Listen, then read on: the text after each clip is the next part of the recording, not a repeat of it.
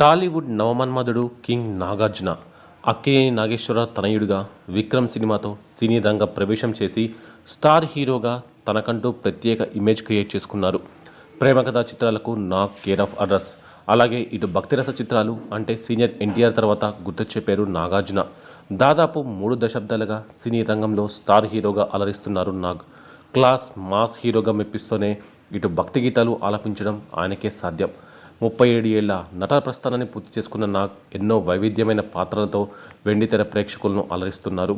అమ్మాయి కలల రాకుమారిగా క్లాస్ చిత్రాలతో సందడి చేసిన నాగార్జున రామ్ గోపాల్ వర్మ దర్శకత్వంలో శివ సినిమాతో మాస్ హీరోగాను రచ చేశారు. అలాగే దర్శకేంద్రుడు రాఘవేంద్రరావు దర్శకత్వంలో అన్నమయ్యగా శ్రీరామదాసుగా మెప్పించి ప్రశంసలు అందుకున్నారు. నాగార్జున మొదటి చిత్రం విక్రమ్. 1986 మే 23న విడుదలైన ఈ సినిమా బాక్సాఫీస్ వద్ద మంచి విజయాన్ని నమోదు చేసుకుంది. ఆ తర్వాత పలు చిత్రాలు నటించి మెప్పించారు.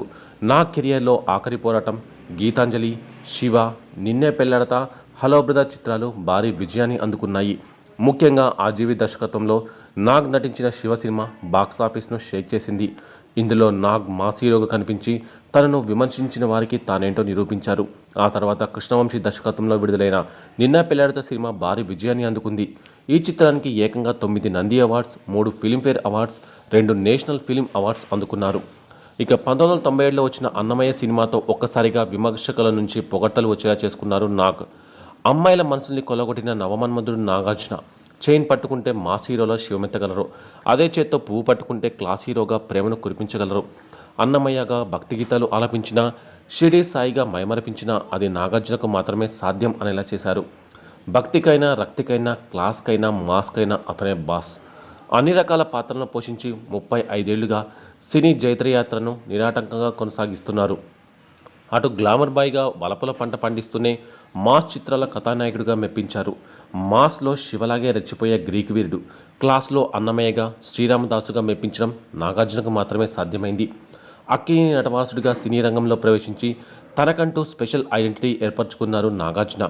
ఎంతటి ప్రయోగానికైనా వెరవని ధైర్యం అతని యువ సమ్రాట్గా ప్రేక్షకుల దగ్గర చేసింది. ప్రేమ కథా చిత్రాల్లో తండ్రి ఏఎన్ఆర్ను మురిపించారు నాగార్జున. 1959 ఆగస్టు 29న చెన్నైలో జన్మించారు నాగార్జున. తండ్రి వారసత్వాన్ని తొలి చిత్రానికి పరిమితం చేసుకున్న ఈ వైవిధ్య హీరో విక్రమ్ సినిమాతో వెండితెరకు పరిచయమయ్యారు. ఫస్ట్ మూవీతోనే హీరోగా సక్సెస్ అందుకున్నారు. కెరీర్ మొదట్లో చాలామంది నాగార్జున పర్సనాలిటీ హీరోగా పనికిరానుకున్నారు. Dialogue delivery బాగాలేదన్నారు. అయితే తర్వాతి రోజుల్లో నాగ్ వారి మాటలకు తన నటనతోనే సమాధానం చెప్పారు. ఇతరేం హీరో అన్న వారి చేతనే హీరో అంటే ఇతనిలా ఉండాలి అనేలా స్టైల్ క్రియేట్ చేసుకున్నారు నాగార్జున. కెరియర్ తొలి నెలలో తండ్రి ఏఎన్ఆర్లా నాగార్జున ట్రాజిడీ కింగ్గా పేరు గడించాడు. అలనాటి దేవదాసు గుర్తుకొచ్చేలా దాసరి డైరెక్షన్లో వచ్చిన మజ్ను నాగార్జునకు మంచి పేరే తీసుకొచ్చింది. ప్రేమ కథాంశంతో తెరకెక్కిన మజ్ను నాగ్ కెరియర్కు బ్రేక్ ఇచ్చింది. 60 ఏళ్ల వయసులోనూ 20 ఏళ్ల కుర్రాడిలా కనిపిస్తూ యంగ్ హీరోలకు గట్టి పోటీ ఇస్తున్నాడు నాగార్జున. ముఖంపై ఎలాంటి మడతలు, వయసు తాలూకు ఛాయలు కనిపించకుండా ఇప్పటికీ కుర్రాడిలానే కనిపిస్తూ ఆశ్చర్యపరుస్తున్నారు. అయితే నాగార్జున ఫిట్నెస్ సీక్రెట్ తెలుసుకోవడానికి ఆడియన్స్ ఎంతో ఆసక్తి చూపుతుంటారు. కానీ ఎప్పుడూ నాగ్ తన ఫిట్నెస్ గురించి మాట్లాడింది లేదు. రీసెంట్గా తన ఫిట్నెస్ సీక్రెట్ బయటపెట్టాడు. నేను ఎలాంటి డైట్ మెయింటైన్ చేయను. ఏం తినాలనిపిస్తుందో అన్నీ కడుపు నిండా తింటాను. డిన్నర్ మాత్రం 7 గంటలకు చేస్తాను. బ్రేక్ఫాస్ట్లో వైట్ ఎగ్స్తో పాటు బ్రెడ్ కూడా తీసుకుంటాను. డిన్నర్లో చికెన్తో పాటు నచ్చినవన్నీ తింటాను. ఇంత తిన్నా జిమ్ చేసి కరిగించుకోవడం వల్లే ఫిట్గా ఉన్నాను అంటూ నాగార్జున చెప్పుకొచ్చారు. అలాగే రోజు రాత్రి పడుకునే ముందు ఖచ్చితంగా స్వీట్ తినే పడుకుంటానని, స్వీట్ తినకపోతే తనకు నిద్ర కూడా పట్టదని అన్నారు.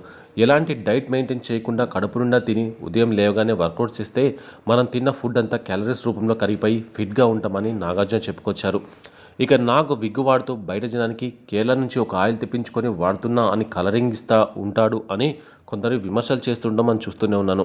ఇక నాగార్జున గురించి తెలిసిన జనాలు అయితే అతను విగ్గు వాడుతున్నారని చెబుతుంటారు. అయితే వీటిపై మేకప్ మ్యాన్స్ చంద్ర స్పందించారు. నాగార్జునకు పర్సనల్ మేకప్ మ్యాన్గా దశాబ్దాల తరబడి పనిచేశారు చంద్ర.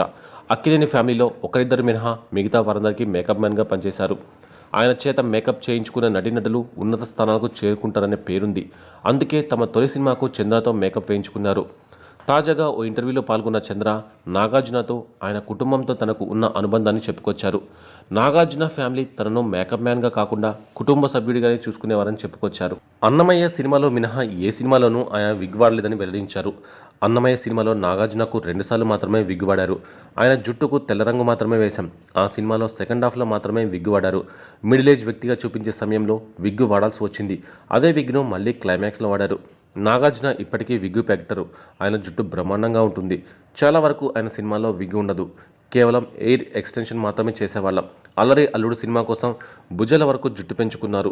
శివ సినిమా మొదలుకొని షిరిడి సాయిబాబా సినిమా వరకు నాగార్జునతో మేకప్ ఆర్టిస్ట్గా నా ప్రయాణం కొనసాగింది. ఆయన నన్ను మేకప్ మ్యాన్గా చూసేవారు కాదు. ఆయన ఫ్యామిలీ కూడా నన్ను బాగా చూసుకునేది. ఇంకా చెప్పాలంటే కుటుంబంలో మనిషిలా చూసుకునేవారు. వీడు పనివాడు, జీతం ఇస్తున్నాం అట్లా ఏనాడు అనుకోలేదు. ఆయనతో ఉన్నంతకాలం నాకు ఎలాంటి లోటు లేకుండా చూసుకున్నారు. వాళ్ళ కుటుంబంలోని దాదాపు అందరికీ నేను మేకప్ చేశాను. నాగ చైతన్య, అఖిలను నేను బడా మాలిక్, చోటా మాలిక్ అంటాను. నేను మేకప్ వేస్తే ఆయా నటీనటులకు మంచి భవిష్యత్ ఉంటుందని భావిస్తారు అని చెప్పుకొచ్చారు.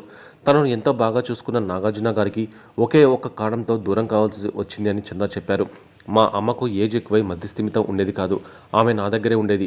ఇక్కడ ఈమెను చూసుకోవాలి, అక్కడ నాగార్జున గారికి మేకప్ మ్యాన్గా పనిచేయాలి. రెండూ మేనేజ్ చేయడం చాలా కష్టమైంది. షిరిడి సాయిబాబా సినిమా కోసం వేరే ప్రాంతానికి వెళ్ళాం. రాత్రి 10 గంటలకు ఫోన్ వచ్చింది.